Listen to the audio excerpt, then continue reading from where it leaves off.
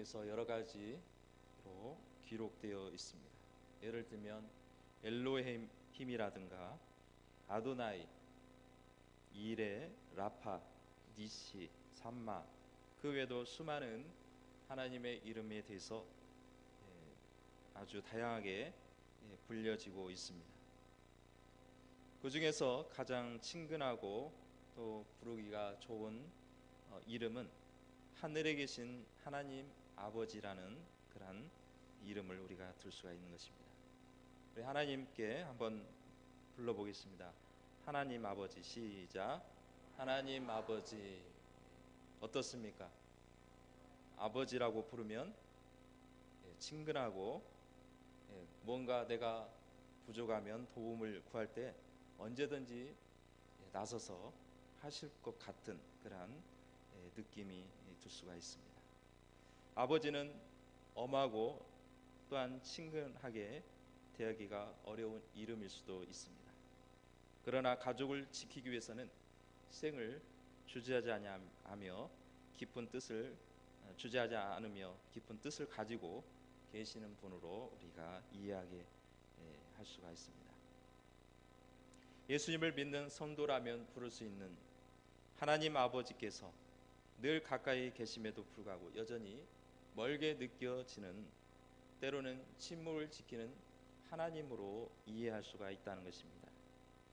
특히 힘들고 어려울 때 왜 이 일을 방치하시는지 이해가 되지 않을 때가 있습니다. 이런 오해 사건이 발생합니다.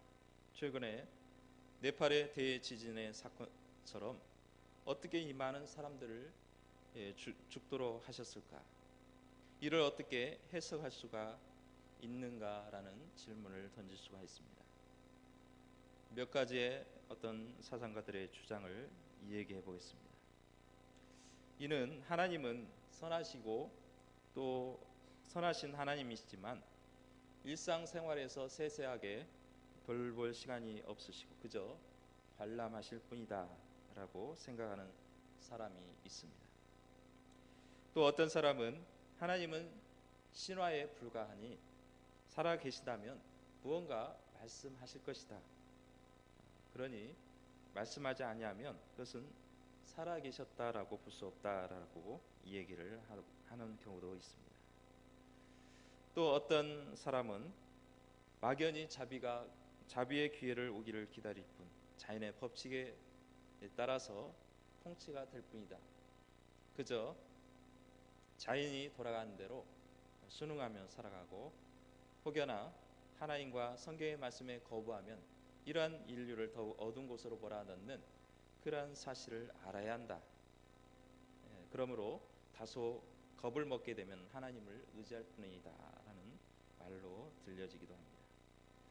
첫 번째 주장은 자연 신론자들의 이야기입니다. 뭐냐면은 하나님의 선하심을 인정하지만은 하나님의 그러한 삼위일체 되심과 또 성경의 신적 권위라든가 교회의 특별한 선택에 대해서 초자연적인 구속 역사에 대해서는 부인하는 사람들입니다. 이는 17세기 중반부터 18세기까지 영국에서 주장했던 합리주의자들의 신학 사상으로 이해할 수가 있습니다. 두 번째는 하나님은 신화에 불과하다고 주장한 것은 신이 없다는 무신론자들의 주장입니다. 또 막연히 자비의 기회를 오기를 바라보고 자연 법칙에 따라서 통치될 뿐이다라고 주장했던 사람들은 물질주의자의 사람들입니다. 이와 같이 인간의 사상가들, 어떤 철학가들에 의해서 이 현상에 대해서, 자연재해에 대해서 하나님이 어떠한 뜻을 가지고 있는지에 대한 명확한 답변을 할 수가 없습니다. 여러분은 이런 현상에 대해서 어떻게 생각하고 계십니까?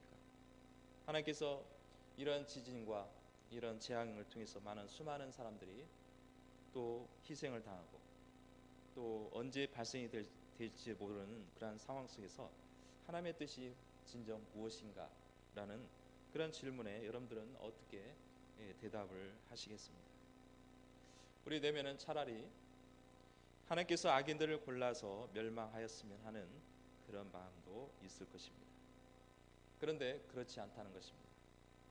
대지진이라는 것은 자연 재앙으로서 예수를 믿는 사람이든 믿지 않는 사람든 상관없이 그 자연 재해 앞에서는 어느 누구도 예외가 될 수가 없다는 것입니다. 대지진이라는 자연 재앙도 있지만은 인간의 어떤 잘못된 그런 행동을 통해서 일어나는 인재라는 재앙도 있습니다. 인재라는 것은 사람이 잘못하였거나 대비를 하지 못하여 발생될 수 있는 재앙입니다. 미리 철저히 대비를 했었고 또 기범을 지켰다면 발생하지 않을 수도 있는 그러한 재앙을 일컬어지고 있는 것입니다. 작년에 우리 세월호 사건을 잘 알고 있습니다. 이 세월호 사고의 원인을 어디에 두고 있느냐라는 것입니다. 다양한 가능성을 열거하고 있지만은 아무리 그래도 근본적인 것이 제대로만 되어 있다면 이 세월호가 전복되는 일은 없었을 것입니다. 한 기사에 의하면 일본에서 도입할 때는 개조하기 전에 여러 가지 그런 철저한 검사를 받았다는 것입니다. 그리고 검사가 다 끝나고 나서 한국에 와가지고 그것을 개조를 했는데 무려 무게중심이 51cm나 올라가는 그러한 구조로 바뀌었다는 것입니다. 그리고 화물을 덜 싣고 평행수, 즉 이 배가 기울어지게 되면 다시금 복원하는 그러한 힘을 가질 수 있도록 오뚜기처럼 쓰기 위해서 평행수가 채워져야 되는데 화물을 과적을 하려고 하다 보니까 그만큼 평행수를 뺄 수밖에 없다. 그래서 이 원인으로 사고를 불러왔다라는 기사를 볼 수가 있었습니다. 좀 더 많은 승객과 화물을 싣기 위해서 승인된 뒤에 불법으로 구조를 변경하고 또 화물을 더 싣기 위해서 평행수를 빼내는 그러한 것으로 인해서 이 사고가 유발됐다는 것입니다. 과도한 회사의 이익을 위해서 불법을 저지른 결과인 것입니다.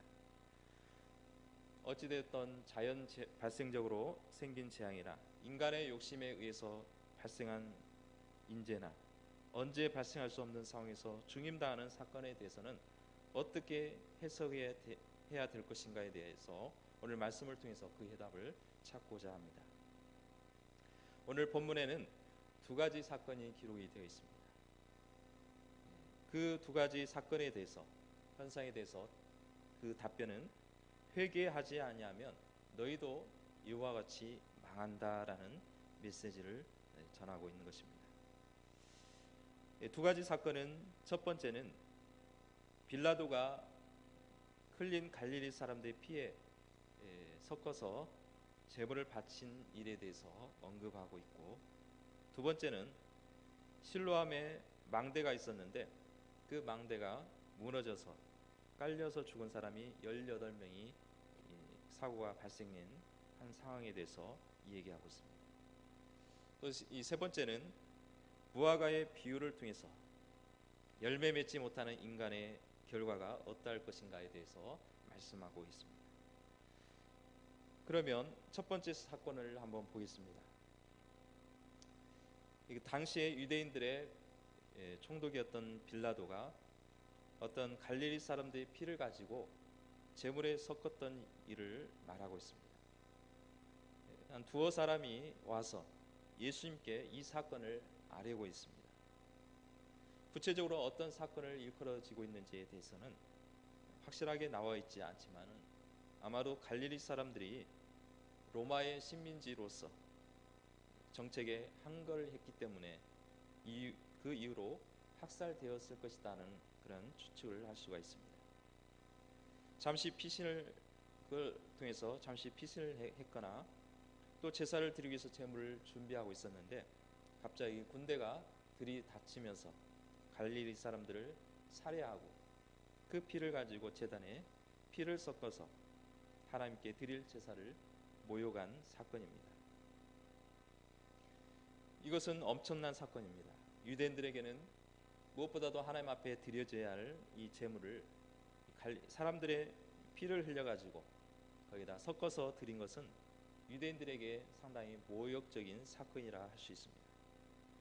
그렇다면 이 사건이 한 번만 이루어진 것이 아니었던 것입니다.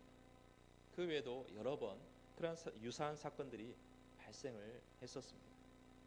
특별히 이 로마는 유대인들의 아주 독특한 종교성을 잘 알고 있었기 때문에 그 유대인들의 사람들에게 모욕을 줄 수 있는 가장 좋은 방법이라고 생각할 수가 있었던 것입니다. 우리나라도 일본에 맞서서 독립운동을 했던 것처럼 로마의 무단 정치에 유대인들은 반란을 일으켰던 것입니다. 당시 유대인들의 역사책이라고 할 수 있는 요세푸스에서는 이런 기록도 나와 있습니다. 6월절에 3,000명의 유대인들이 학살당해 성전들에 가득 찼다라는 기록도 남아 있습니다. 이처럼 절기를 통해서 그 제사를 드림으로써 하나님 앞에 예배를 드릴 때에 그 학살당한 사람들이 즐비하게 있었다는 그런 기록들도 많이 발견할 수가 있다라는 것입니다. 두 번째 한번 사건을 보겠습니다. 두 번째 사건은 실로암의 망대가 무너진 사건입니다. 아마도 이 망대를 지으면서 사람들이 망대를 짓다가 그만 그 짓는 가운데서 건축물이 무너져 가지고 그 밑에서 18명이 다치고 또 사망하게 되었던 것입니다. 이것도 역사적으로 언제 일어난 것에 대한 것을 입증할 수가 없습니다. 아마도 빌라도가 실로암의 수도공사에 종사하다가 사고를 당한 사건을 역사적으로 사실을 기록하고 있을 뿐입니다. 유대인들의 생각은 이런 생각을 가졌습니다. 아마도 갈릴리 사람들에 의해서 또 살해를 당하고 또 망대가 무너져 가지고 그 숨진 사람들은 분명히 그 조상이나 본인의 죄가 있을 것이다. 그런 막연한 생각을 가졌던 것입니다. 그래서 이 고난을 당한 것은 이유 없이 당하지 않는다는 것입니다. 우리가 욥에 대해서도 잘 알고 있습니다. 욥은 동방의 의인이었습니다. 친구들이 하도 보면서 그 아니된 굴뚝에 연기가 나지 않는다. 분명히 너희가 죄가 있기 때문에 하나님께서 이렇게 벌을 내리실 것이니 너는 하나님 앞에 그 죄를 용서를 빌어라. 이런 말을 한 경우가 있습니다. 이처럼 이 고난에 대해서는 분명히 죄와 연관을 가지고 있다고 생각했습니다. 이에 대해서 예수님에 대한 대답은 단호했습니다. 너희도 회개하지 아니하면 너희들이 너희보다 더 죄가 많아서 이렇게 사고가 단 것이 아니라 너희도 회개하지 아니하면 이와 같이 망한다는 것을 말씀합니다. 다른 경우의 수가 없다는 것입니다. 다른 어떤 이유라든가 다른 특별한 그런 사유가 없이 그저 회개하라는 말씀을 하고 있는 것입니다. 회개만이 살 길이요 이와 같은 재난에서도 건짐을 받을 유일한 길이라고 말씀하고 있는 것입니다. 그렇다면 이 회개가 무엇인가를 한번 생각해 보겠습니다. 회개하면은 우리가 생각하기를 눈물, 콧물을 흘리고 또 자기 잘못을 토로하면서 자기 가슴을 치면서 또 하나님 앞에 회개 기도하는 것을 생각할 수가 있습니다. 그런 어떤 회개, 감정적인 표현 그런 것도 회개의 어떤 한 요소가 될 수가 있지만 더 구체적으로 생각을 한다면 회개는 두 가지의 회개가 있습니다. 하나는 단회적으로 일생에 한 번 하나님 앞에 돌이키는 그런 회심의 회개가 있고 또 예수 믿는 이후에도 수많은 죄악을 저지른 것에 대해서 하나님 앞에 반복적으로 죄를 용서를 비는 그런 반복적인 회개가 있습니다. 마지막 예수님께서도 6월절 절기를 지키시면서 제자들의 6월절 만찬을 드시고 제자들의 발을 손수 씻으신 사건이 있습니다. 베드로는 감히 예수님께서 자기의 더러운 발을 씻는 것을 용납할 수가 없었습니다. 그래서 예수님 제 발을 씻으시면 안 됩니다. 그때 예수님께서 내가 네 발을 씻지 아니하면 너는 나와 상관이 없다. 그러니까 베드로가 금방 태도를 바꿔서 그러면 제 몸을 전체를 씻어 주십사 그렇게 부탁을 합니다. 이때 주님께서 말씀하시기를 모욕한 사람은 발만 씻으면 된다. 이미 너는 모욕을 했기 때문에 이제 발만 씻으면 되고 너희들이 서로 발을 씻기라라고 말씀하고 있었던 것입니다. 모욕은 하나님 앞에 온전히 돌아온 것을 말하고 있고 또 매번 반복적으로 저지른 죄에 대해서 씻는다는 표현으로 발만 씻으면 된다는 것으로 이해할 수가 있는 것입니다. 이처럼 회개는 주님께 돌아와서 신앙생활을 하고 있지만 여전히 세상에 바빠서 주님을 생각하지 않냐고 살아갈 때마다 매번 돌이키는 그런 회개가 있는 것입니다. 먼저 주님께 돌아오는 회심의 회개입니다. 이는 일생의 단회적인 사건입니다. 대표적인 인물 중에 사도 바울을 들 수 있습니다. 사도 바울은 원래 예수님을 핍박했고 예수 믿는 사람을 잡아서 죽이려고 했던 사람이었습니다. 그 가운데서 다메섹 도상으로 예수를 믿는 사람들을 잡아오기 위해서 다메섹 도상이 가는 도중에 예수님께서 빛으로 나타나시고 사도 바울의 눈을 어둡게 했습니다. 그리고 나서 그 이후에 이 사도 바울은 인생의 반환점이 되고 오히려 예수님을 믿는 사람이 되었고 복음을 전하고 핍박받는 사람으로 돌이킴을 받았던 것입니다. 이처럼 주님을 영접하여 믿겠다는 의지로 실천하는 것이 바로 단회적인 우리 일생의 예수를 믿는 계기를 말하고 있습니다. 어떤 가난한 중년의 노무자가 있었습니다. 가족이라고 하고는 오직 아들 하나밖에 없었습니다. 힘든 그런 노무 일을 하다 보니까 고달프기도 하고 힘들기도 했지만은 자기가 사랑하는 아들이 성실하게 잘 자라주는 것을 보고 또 밝게 지내는 모습을 보면서 항상 힘들어도 만족했고 아들을 보면서 힘을 내기 시작했습니다. 그 아들은 친구를 따라서 예수를 믿게 되었고 교회도 잘 출석을 하고 학생 회장까지 지니게 되었습니다. 이 아들은 교회에서 복음을 받고 또한 자기 아버지께서 예수를 믿지 않기 때문에 성경을 가지고 복음을 전하기 시작했습니다. 아버지도 예수 믿어야 됩니다. 예수 믿으면 구원을 받고 또 천국에 갈 수 있습니다. 그때마다 아버지는 아이고 됐다. 웃으면서 됐다. 이 교회는 배가 따뜻하고 부를 것 없는 사람들이 다니는 곳이지 나는 관심이 없다. 이렇게 늘 웃으면서 거부를 했다는 것입니다. 그러다가 어느 날 아들이 길을 가다가 덤프트럭에 그만 치이고 말았습니다. 그 자리에서 교통사고가 있고 또 그 자리에서 숨지게 되었습니다. 아버지는 그 사실을 알고 나서 아들을 안으면서 상당히 통곡을 했습니다. 그리고 너무나 마음이 아픈 나머지 하늘을 향해서 외쳤습니다. 사태질을 하면서 내 아들을 예수 믿게 하더니 교통사고로 데려가면 어떻게 하냐고 그렇게 마치 따지듯이 그렇게 원망을 했던 것입니다. 아무리 원망을 한들 하늘에서 뭐라고 들렸겠습니까? 그래서 분이 풀리지 않아서 교회까지 찾아와서 목사님의 멱살을 붙잡으면서 내 아들을 살려내라고 외치면서 막 난장을 폈습니다.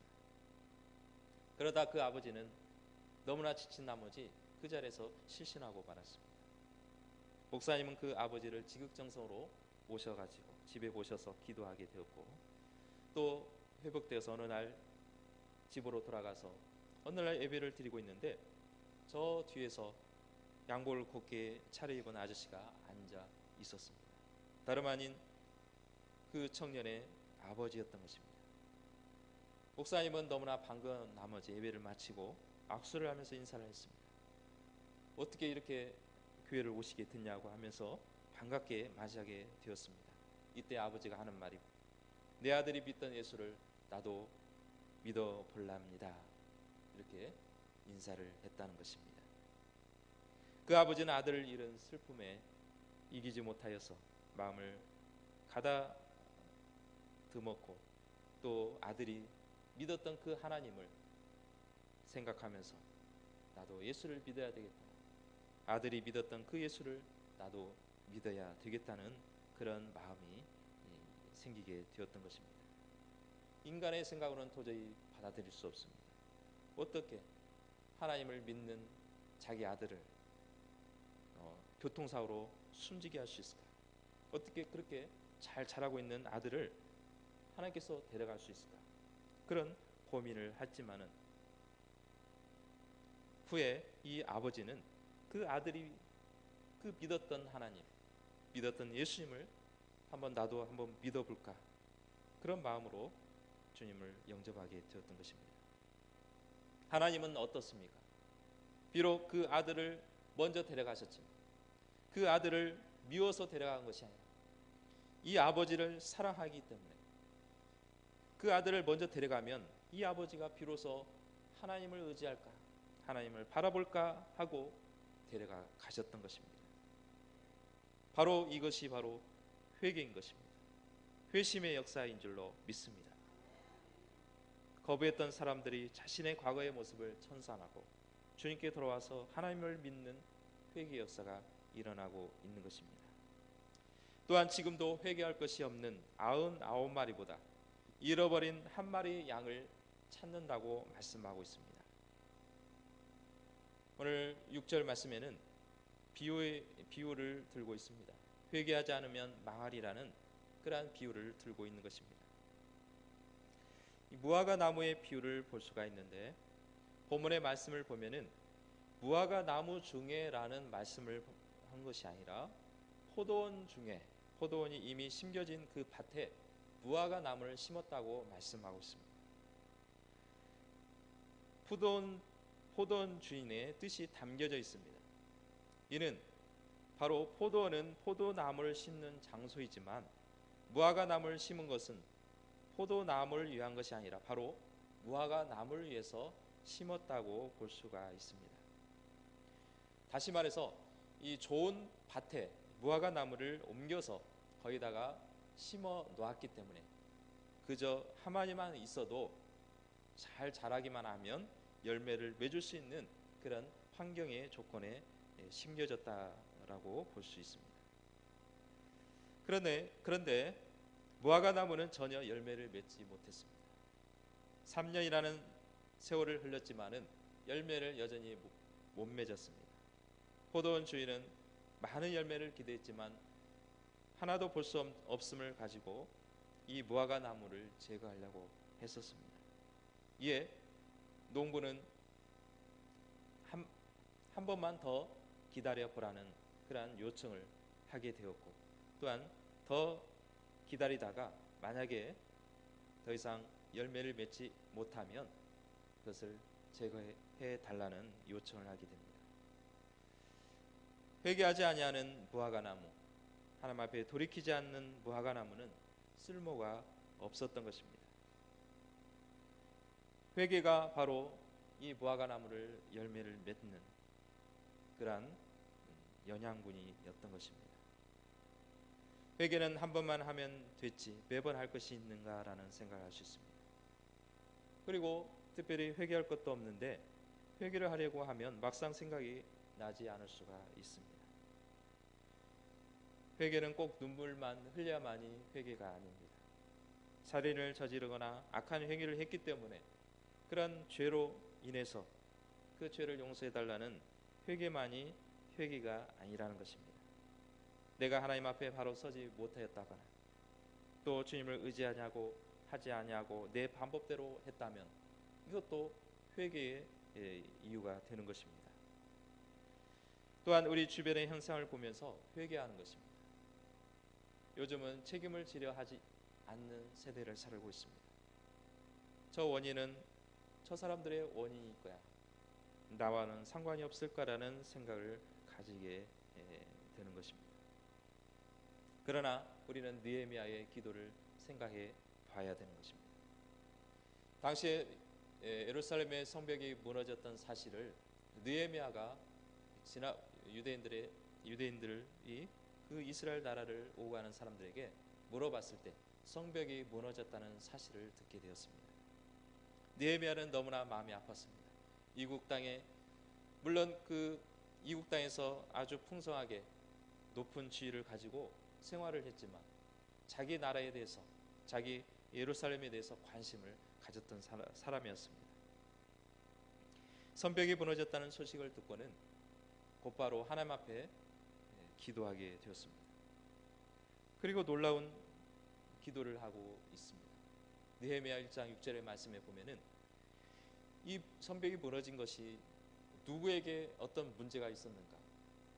그 이스라엘 사람들이 죄악을 저질렀기 때문에 나는 여기 이국 땅에 있고 저 이스라엘 유대인들이 거기서 제대로 하나님을 섬기지 못해서 또 다른 유대인들이 하나님 앞에 범죄했기 때문에 이렇게 된 것이 아니냐라는 그러한 한탄의 소리를 한 것이 아니라 6절의 말씀에 이렇게 기도를 합니다.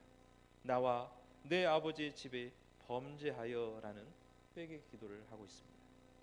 느헤미야는 하나님 앞에 죄를 저지른 적이 없습니다. 항상 하나님을 향해서 기도하는 사람이었고 또 늘 이스라엘 나라에 대해서 자기 조국에 대해서 늘 그리워했던 인물이었습니다. 그런데 나와 네 아비의 집이 범죄하여 이렇게 되었습니다.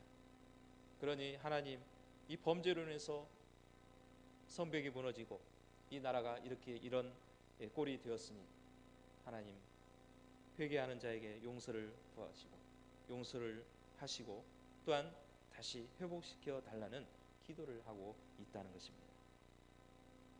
바로 우리 주변의 현상을 보면서 이런 어떤 엄청난 사건을 보면서 이것이 나와 상관이 없는 것이 아니라 이것을 통해서 하나님께서 나에게 깨우침을 주시고 또한 깨우쳐 주기 위해서 엄청난 일이 일어나고 있다는 것입니다.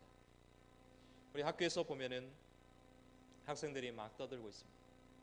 누군가 먼저 죄를 저질렀는데 잘못을 했는데 선생님이 그 아이를 훈계를 하기 위해서 어떻게 합니까? 책상을 크게 매로 회초리 치면서 엄하게 이렇게 훈계를 합니다. 그러면 순식간에 분위기가 험악해집니다. 그리고 학생들은 긴장을 합니다. 자기가 잘못을 안 해도 내가 뭔가 좀 문제를 저질렀구나. 내가 뭔가 잘못을 했구나. 그리고 긴장을 하게 되어 있습니다. 무조건 때리기만 해서 깨닫는 것이 아니라 너 때문에 이런 엄청난 결과가 일어났다는 것을 인식시켜 주고 있습니다. 그 많은 한 사람 때문에 그 사람 때문에 그 주변의 사람들이 긴장을 하고 또 초조해야 하는 것입니다. 그것은 선생님의 그 뜻은 침묵을 지켰지만 학생들은 그 침묵에 대해서 이해를 하지 못하지만 분명한 것은 뭔가를 잘못했고 뭔가가 잘못되었다라는 인식을 갖게 합니다. 바로 하나님의 침묵의 방법은 이렇습니다. 무섭게 하고 희생을 당하도록 만든다는 것입니다. 그리고 나서 너희도 이렇게 회개하지 아니하면 돌이키지 아니하면 이와 같이 망하리라는 경고를 주고 있는 것입니다. 한때 천주교에서 제 기억으로는 1990년도에 내 탓이요라는 스티커를 집집마다 부착하는 캠페인을 하는 것을 보았습니다. 어떤 의미로 그런 스티커를 붙였는지는 직접 들어보지 않았기 때문에 잘 모르겠지만은 아마도 자기가 원인을 제공해서 내가 잘못했으니 먼저 용서를 비는 운동이 아닐까 이런 생각을 합니다. 그때는 별것이 아니라고 생각했습니다. 또 이 내 탓이오라는 것이 뭔가 좀 고상하지 않는 그런 느낌도 있었습니다. 그런데 오늘 생각해 보니 참 좋은 운동이지 않나라는 생각을 하고 봅니다. 천주교가 과거에 그런 운동을 했던 것처럼 바로 이 말씀을 통해서, 오늘 말씀을 통해서 이러한 현상이 왜 일어나고 있는가, 이런 지진이 있고 이런 자연재해가 있고 지금도 수많은 그러한 인명피해가 발생하고 있는지, 그것을 우리가 곰곰이 생각해 봐야 된다는 것입니다. 바로 나 때문에 이런 일이 발생했고, 하나님께서 나에게 깨우치기 위해서, 정신 차리기 하기 위해서 나에게 이런 훈계를 하고 있구나, 이런 희생을 당하고 있구나라는 의식을 가져야 되는 것입니다. 네팔의 큰 지진, 나와 관계없다고 생각할 수 있습니다. 그러나 일부러라도 같이 슬퍼하고 고통을 느껴야 한다는 것입니다. 세월호 사건, 이것은 나와 상관이 없다고 생각할 수가 있습니다. 그러나 나 때문에 다른 고 학생들이 수장되었구나 하라는 통감을 해야 된다는 것입니다. 지난번에 송량원 목사님의 그러한 순교 박물관을 방문을 했습니다. 송량원 목사님에 대해서 이야기는 웬만하면 다 알고 있는 이야기입니다. 자신의 두 아들을 공산당이었던 당시 안재선이가 두 아들을 살해를 하고, 그리고 훗날 이 안재선이 체포를 당했습니다. 국군에 의해서 체포를 당했는데 이제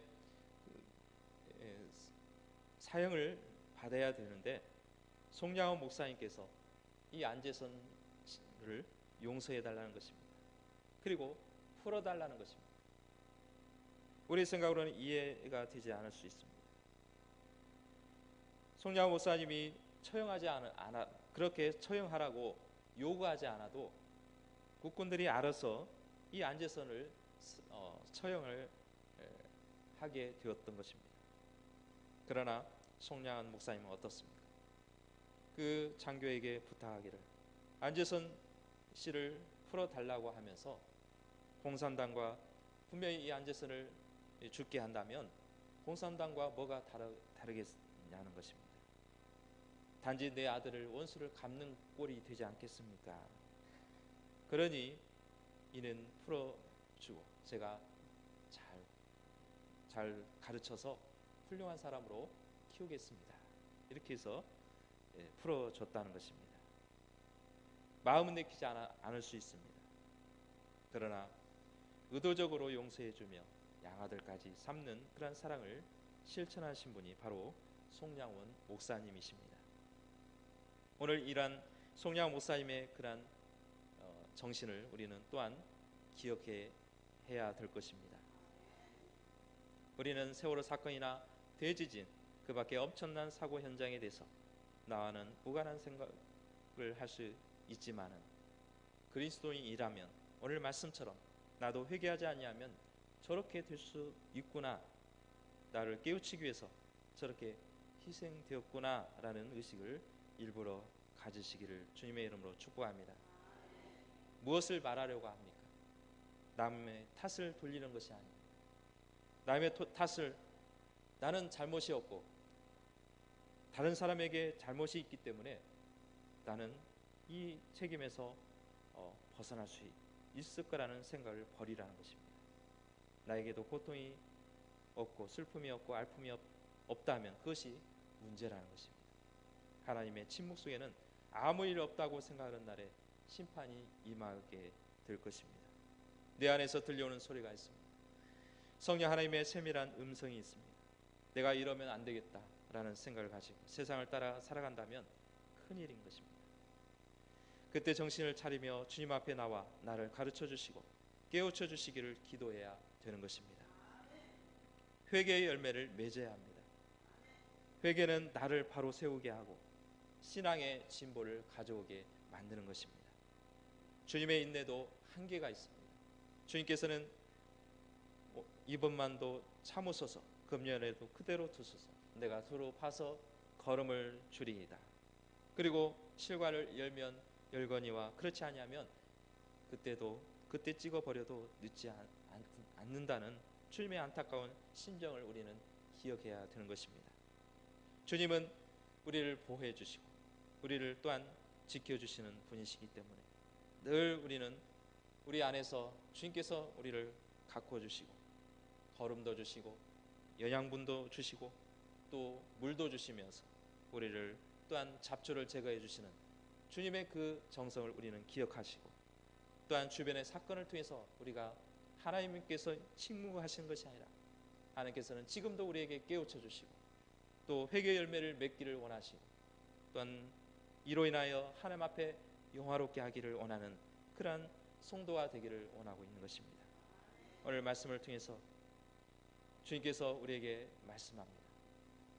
세상에 바빠서 세상 일에 돌아볼 것이 아니라 하나님을 다시 한번 바라봐라. 하나님을 더 붙들어라. 또한 믿지 않는 영혼들 향해서 잃어버린 양을 향해서 오늘날 주님께 인도하기를 원하는 그러한 메시지가 저와 여러분들의 마음에 심령에 심겨지시기를 주님의 이름으로 축복합니다. 기도하시겠습니다.